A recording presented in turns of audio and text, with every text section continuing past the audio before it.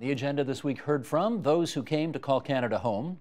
We looked at the legacy of Ontario's one and only NDP government, which was sworn in 25 years ago yesterday, and evaluated federal efforts to bolster economic innovation. The agenda's Week in Review begins with the ballot box and the outside world. The key foreign policy decision any Prime Minister has to make is, under what circumstances do I send our people to go die in a war somewhere halfway around the world? What can you tell us about the three leaders' positions on that you know today that perhaps we didn't know the day before? That was the lead-off question, and that was the lead-off question precisely for the reason that you mentioned, Steve. You know, Mulcair really rehearsed a position that we've heard before. That was not new. Which is ISIS is not our war? ISIS is not our war. And what he really came out, but he said it more explicitly than he has in the past. The only time, if I were Prime Minister, I would authorize the use of force was if this was a UN-sanctioned or a NATO-sanctioned operation. So that was really crystal clear. Sharp contrast with Stephen Harper, who talked about the kinds of threats that would flow back to Canadian soil, but again said coalition partners matter, obligations to coalition partners matter, and the UN didn't really figure in it at all. Trudeau's position was these issues are important, but the use of force is our last resort. So we might have had a little more fulsome discussion on that. Regardless of what the UN does or says at any given moment in time, because that's frankly franchising our decisions out to Russia and China. And yet, Terry, if you look at what Angus Reid had published this past week, you see that 61% of Canadians surveyed by Angus Reid are content to have the ISIS mission continue. 39% opposed. They don't want it to continue. What happened to this notion of Canada as a country of blue helmets? I don't know where this came from, quite frankly. I don't know.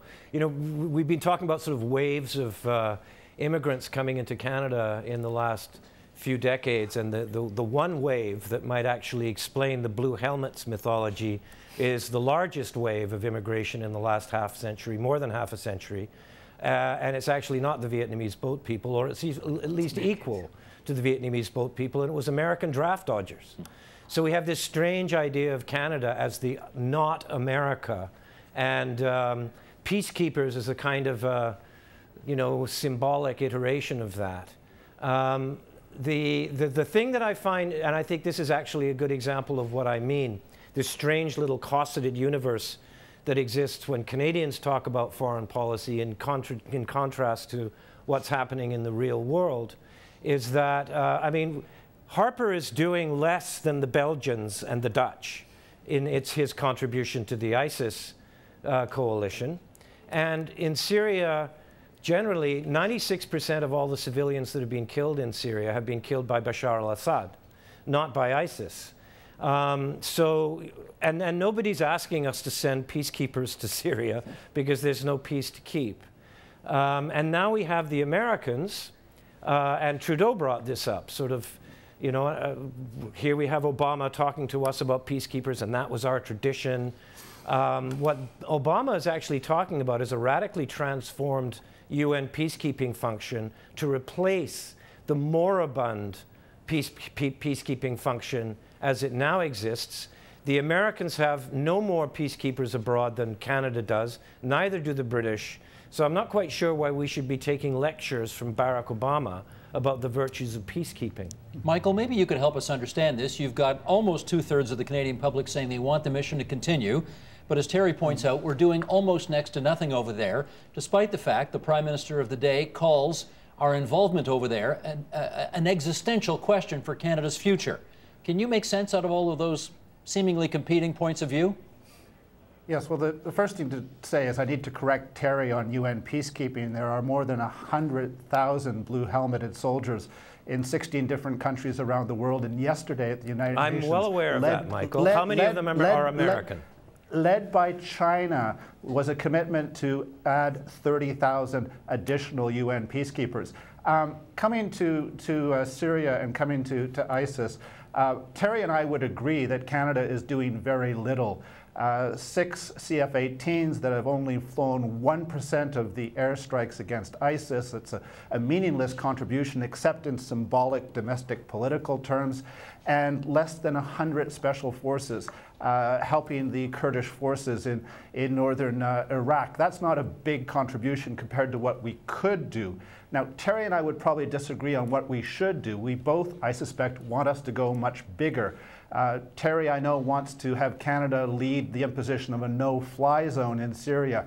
I would like to see Canada make use of its 5 C-17 strategic lift aircraft and our several dozen Hercules C-130s to take the lead on the humanitarian mission, use our new Chinook helicopters, use equipment that Canada actually has, and do what we could do very well, which is to do a massive humanitarian airlift into northern Iraq, into southern Turkey, to help alleviate the suffering, and let our allies who are flying almost all the missions right now and doing most of the training and fighting focus on what they do best, which is that sharp end of the spear.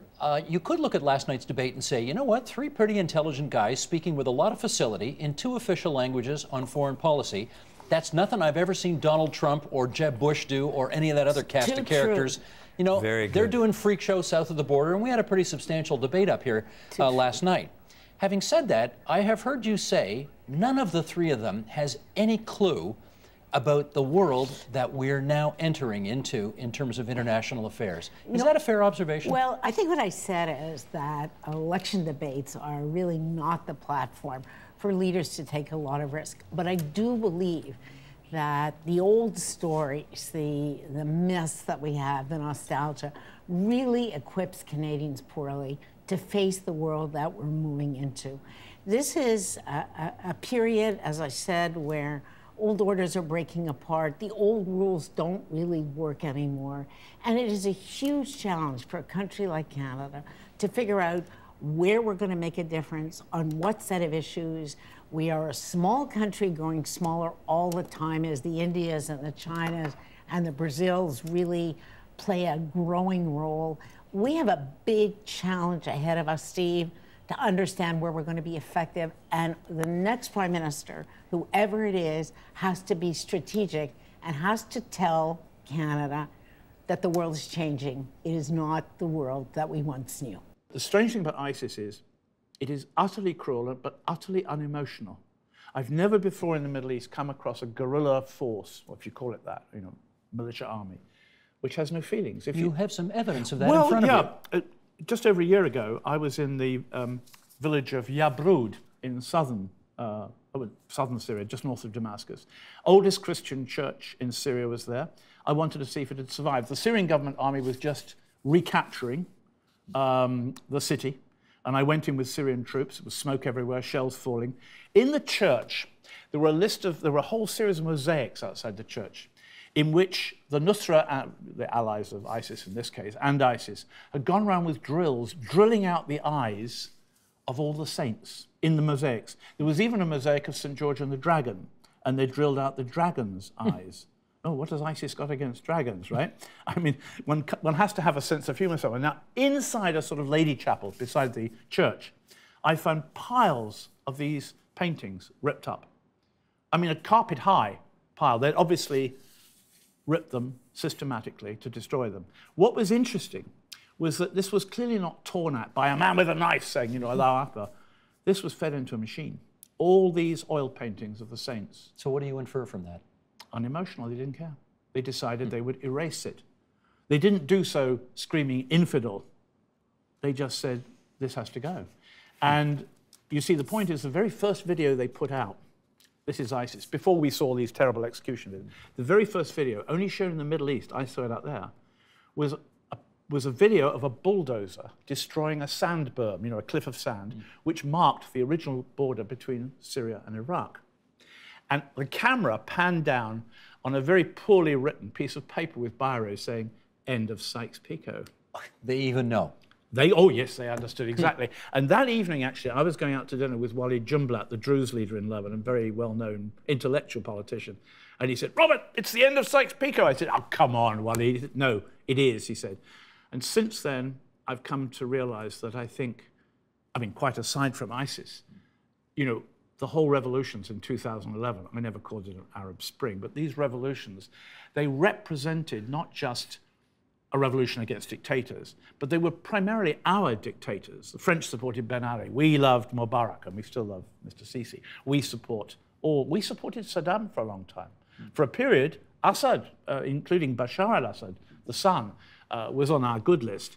And what's happening, in effect, is that these people are not just saying, we reject dictators. They're saying, we reject the dictators and the kings which you Westerners put on us ever since Sykes-Picot. Is that the big difference between, I mean, you've covered wars in the Middle East for 40 years almost. Is that the biggest difference between the violence we've seen lately and stuff you've covered previously? Well, you see, the revolutions in the Arab world, I call it the Arab awakening. Suddenly they said, we will no longer take the Sykes-Picot history. Because after Sykes-Picot, the Arabs had no freedoms. In the revolutions, in Egypt, in Tahrir Square, we never saw anyone waving a banner asking for democracy, because it was the Western democracies which were supporting Mubarak and all these other people. They asked for dignity, and they asked for freedom, and they asked for justice, you see. They're not going to get any of the above? Well, they're not going to get justice through ISIS. They're not going to get dignity. But interesting enough, the only ISIS video of Palestine we've ever seen, of the Palestinians, was not, it never made a comment when Israel bombarded, of that bloody bombardment of Gaza last summer. They merely showed the burning of a Palestinian flag. Now, I noticed they that from your piece. wanted to get rid of Palestine because they wanted a caliphate. No countries, no nations. In a way that's kind of merged with this idea that people out there now, I mean, I'm talking about the people of the Arab world, Muslim Arab world, they don't any longer believe in the nation state. Do governments today, particularly a government like the Canadian government, which is not like the American government, we don't have this massively huge economy relative to them, can they really change the direction of the economy on the basis of what they do? Well, absolutely. I don't think, by the way, that the size of the country matters. We can talk later, if you want, about countries like Denmark, which are doing absolutely incredible things in terms of interacting with China, for example, on what China's doing around the Green Revolution. But, you know, coming back just to the general question, what is the role of the state in the economy? The first thing is we have to remember the state is not a family. A family does have to live within its means. Through public policy, both monetary and fiscal policy, the state can, you know, create growth. You can actually affect your own budget, both through money creation, but also obviously through fiscal spending and the multiplier, so the spending rounds that occur after the government intervenes in the economy, that can actually make the GDP pie bigger. And of course, all that one really should worry about is the proportion of debt to GDP. If debt was just increasing without it having any effect on GDP, that would be a problem. But it's the relationship between the two. And there's absolutely evidence that over the last hundreds of years, you know, different governments, when they spend in a strategic way in all those areas, for example, that increase productivity, but also, of course, infrastructure, but also the actual technologies that are behind some of the smartest products out there, including the iPhone. Everything behind the iPhone that makes it a smartphone was publicly funded. That creates decades of growth, which increases the denominator of the debt to GDP relationship. You said something in there that I suspect will have conservatives' heads exploding, and so I want to follow up on it. You said families have to live within their means, but governments don't. What do you mean by that? Well, just theoretically, it's a fact. You know, if you are a family and you start spending on your credit card too much and it's beyond what you're actually bringing in terms of income, that is a problem. Governments can actually, precisely because they are a government and not a family, they actually have to do the opposite. I know this is going to sound a bit controversial, but just think of how we calculate GDP. Okay, GDP, I'm going to make this really simple. Excuse the you know, teacher coming in here. So GDP is made up of 4 different components. There's private consumption expenditure, what people spend. There's private business expenditure, that's I, so the consumption is C. Private business expenditure is I. Then there's government spending, which is what we're basically talking about here, that's G. So C plus I plus G, and then there's net exports. Let's just forget about them for a minute. when you have a business cycle, you end up having too much C, too much consumption, personal consumption, too much I, private investment, when you have a boom. And so government, in those periods can potentially relax a bit. But when you have the opposite, when you have a recessionary period, and don't forget that economies worldwide are still feeling the waves of the financial crisis, which created an economic crisis worldwide, and the ripples are still being felt even in Canada, because it's part of a global economy, then government really should be doing the opposite, because you have too little consumption, too little private business investment. So if government also cuts back, that's why we go from recessions to depressions.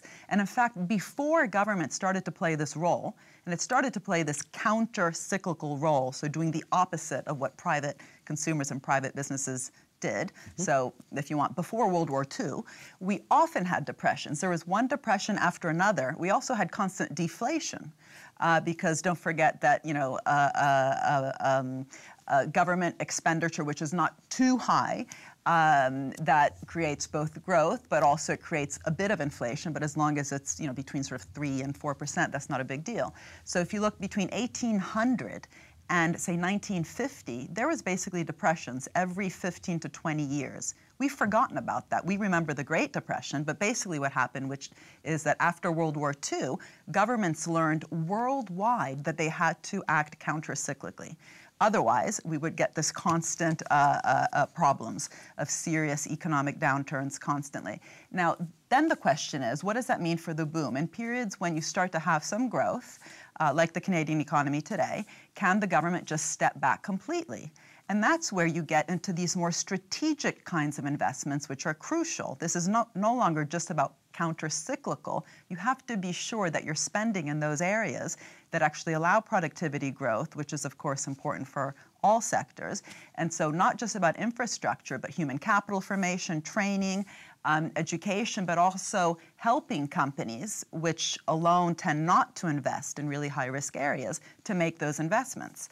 So, the internet, nanotech, biotech, and clean technology have all been really spurred on by these strategic investments, irrespective of the business cycle. This is not just about getting us out of a recession. So those economies that don't do that, they might feel proud that they have a surplus or a balanced budget, but they're not going to be too proud in 10 years when they're completely lagging behind the world leaders that are making those investments. Okay, one more follow-up on this before we go on to talk about innovation, and that is I want to ask you about the G in that equation, the government spending here. Yeah. There are, and I'm not asking you to take a position on which party's got the best position in this election campaign. I know you don't want to do that anyway.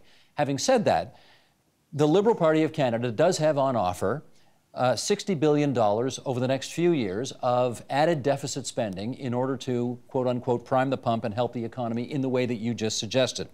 My question is, in a $2 trillion economy, which is Canada, can $10 billion a year of extra deficit financing on all of those things that you just mentioned really make a difference?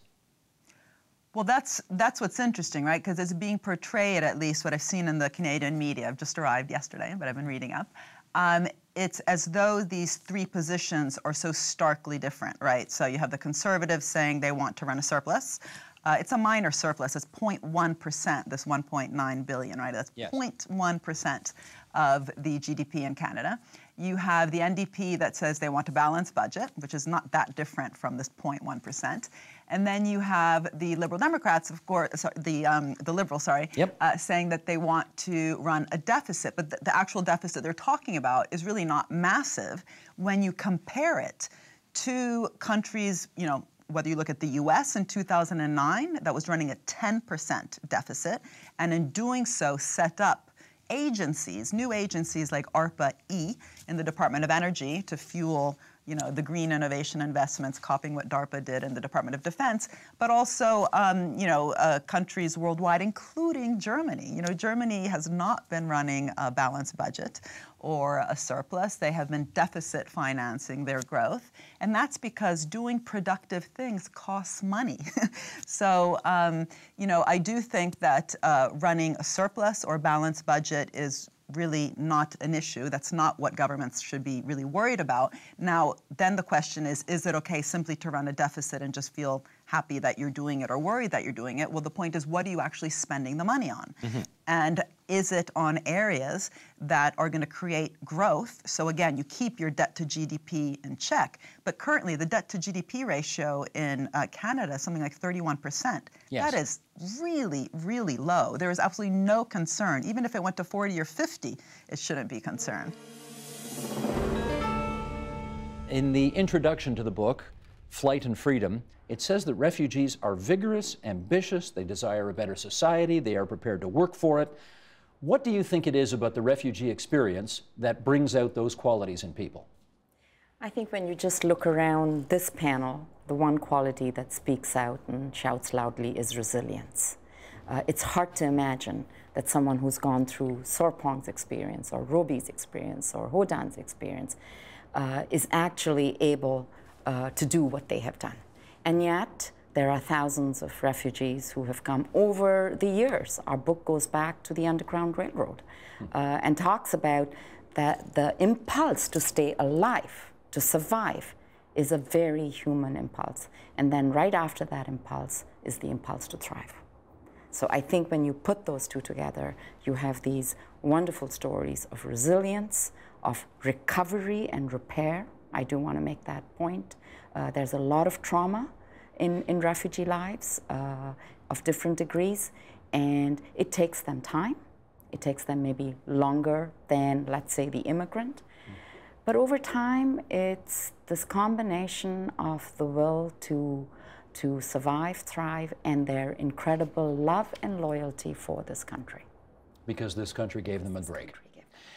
Tell me this, you use a very interesting choice of word in part of the book. You say that the stories in the book will, quote unquote, defrost Canadians' maybe pejorative views of the refugee situation. Why do you think we need some defrosting in this country? Well, I wrote the book 2 years ago. I didn't know what was going to happen last month. The compassion of Canadians has been defrosted significantly since that sad little picture of Alan Kurdi was shown. But if you go back since 1990, there has been a steady encroachment in our welcome of refugees. And these are small incremental changes, some bigger, and they all add up to a less welcoming society. Let's just look at numbers. In 1990, let's go back to 1990, 40,000 plus refugees.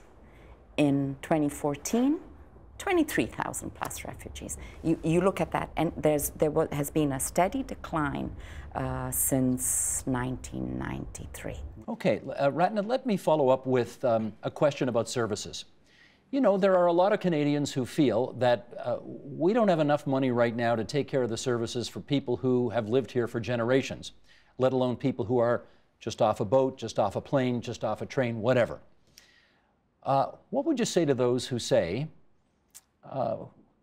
we got to stick to our knitting for those who've lived here for a while, and we don't have money to pay to send refugees' kids to school, money to pay for the healthcare services that refugees need, money for housing, et cetera, et cetera? Well, I would say that our knitting is made up of refugee and immigrant success and narrative. So we are a country that is still in the nation-building stage. And yes, things are very different from, let's use Prime Minister Stephen Harper's words of old stock Canadians versus new stock Canadians. Our premise in Canada is you help people start their lives, and then they will succeed. So we have a foundational support, which has been incredibly helpful in getting people on the road to repair, recovery, and success over time. If you pull that rug from under their feet, that narrative of success will be severely hampered. So it's on our own self-interest, I would say. I hear you. I can't help but note you just used the expression old stock Canadians, and the Prime Minister got into a lot of trouble the other day for using that. Is it okay to use that expression? I am using the Prime Minister's terminology. I think it goes back to some of the language that is now used to separate people. So let's just look at refugees. The language that is applied to refugees is, they're queue jumpers, they're criminals, they're terrorists. So there is this language that we hope to correct through telling the stories of people who have, you know, I think are incredibly important, have made contributions to our country. Okay, let me pick up on the services angle, and I'm going to go back to Hodan for that. The changes that have been made in the past decade, Hodan, to access to health care for refugees, what can you tell us about those changes? Well, in 2012, the Conservative government decided that refugees were getting quote-unquote deluxe health care, and decided to strip all of health care to refugees, including the government-assisted refugees, refugee claimants. Then they later went back and restored the health coverage for the government-assisted refugees, but then the refugee claimants still face a whole lot of barriers to receiving any health care. They lost coverage for medication, they lost coverage for vision.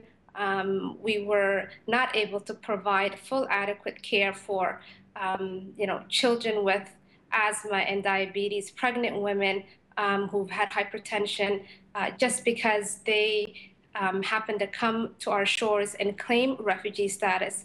As contrary to what the Prime Minister has said recently, saying that the only people who don't get health coverage are those, quote unquote, again, bogus and illegal refugees.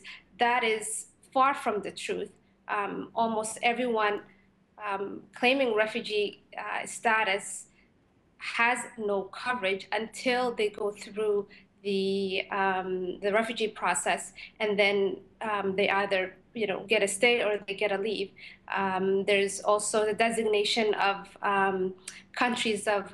designated countries of origin, which targets certain communities like the Roma community, who have seen dramatic increase in discrimination in Canada, and basically are considered null and bogus in their claims, therefore facing further barriers. So in terms of refugee healthcare, it has been drastically reduced.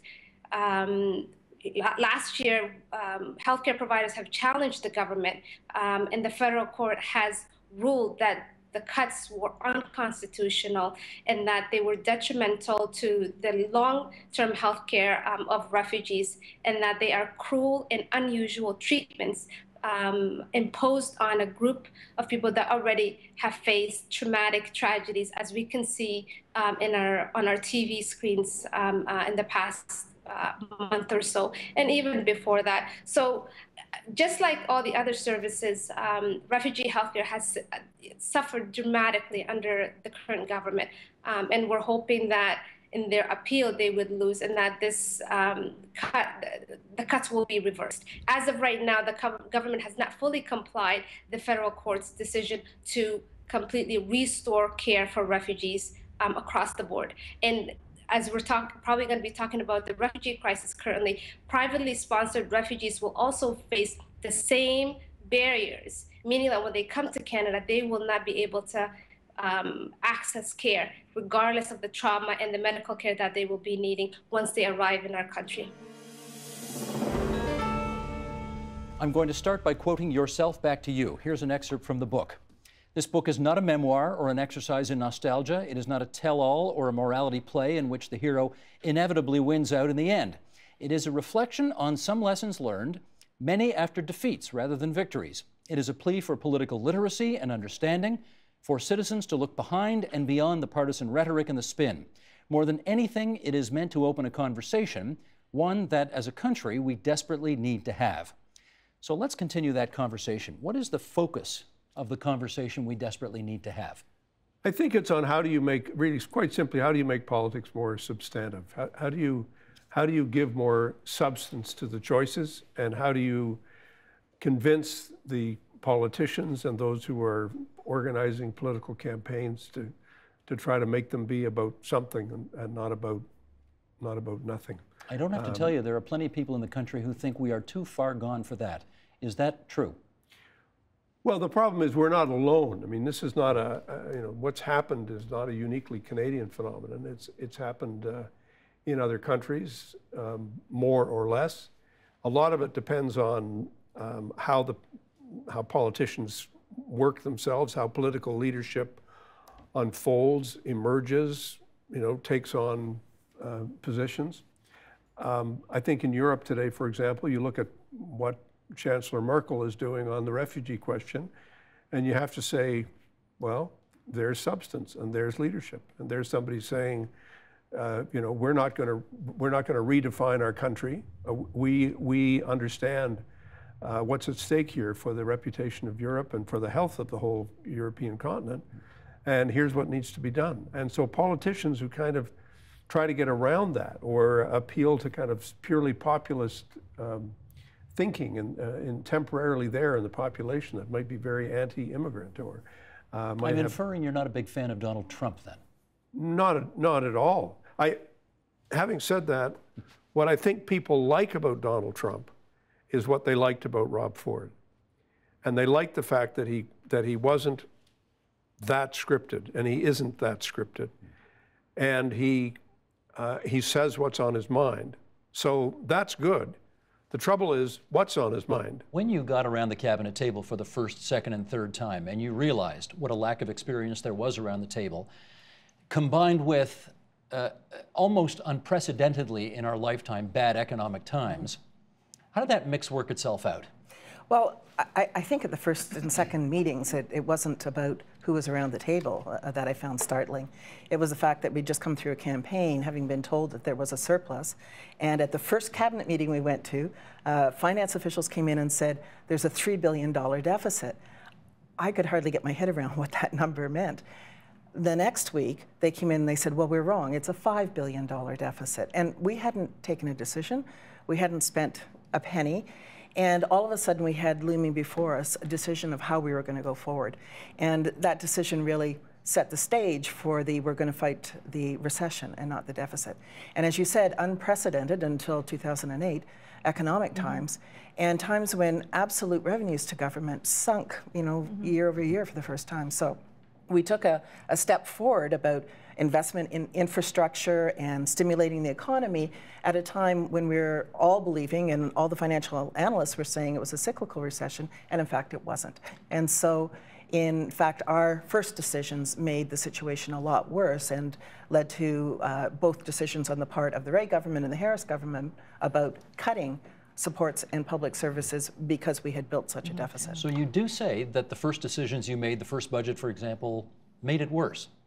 It certainly contributed to it. I mean, had we been more cautious at that time, the amount of the deficit would have been less, and therefore the amount of correction would have been less. But let me say that, during that time, we really were able to invest in underinvested in infrastructure through Jobs Ontario, through that program, and a lot of good came of that.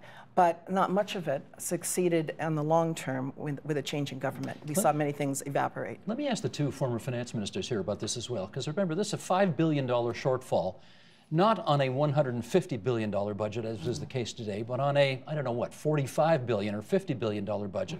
So as a percentage of the economy, this was a massive, massive number. Did you know right from the get-go that that first budget was on the wrong path? Did you think so, Janet? Yeah, I think so, and I know again in the business community, and a lot of them were quite concerned about what it would mean. And I can remember I was in a group of business people watching the budget speech when Floyd had that great line about we choose to fight the recession, not the deficit, or whatever that line was. And I can remember there was just this collective from the room. So this is Floyd Lochran, the finance minister. Yes, when he was there. But it was a very difficult situation for them, as the political rhetoric, when we were running several years later, was that Ontario had gone down the deepest, was the last to come out, that kind of thing, because it was a very challenging economic situation for the province. But I think what a lot of people didn't understand is that you had a group of people who had never actually been in government, and for many of them, their career path, they had never actually run a business or done the kinds of things that frequently you have people within your caucus, in the Liberal and the Conservative caucus, that have had some sort of executive or leadership type experience to be ministers, to be whatever. And I think Ray had a real challenge in terms of trying to make the government work. Greg, tell us about this. They were there because they had basically spent 5 years trashing your government, which suddenly became very unpopular, and therefore you know, one has to wonder whether you took any, glee is not the right word, but maybe some schadenfreude at how much difficulty they were having now that they were in the crosshairs? Not really, and not personally. I mean, to be very personal, as soon as the Rae government started to do its business, I started to think about how I could attack it effectively as a potential leadership candidate to succeed David Peterson.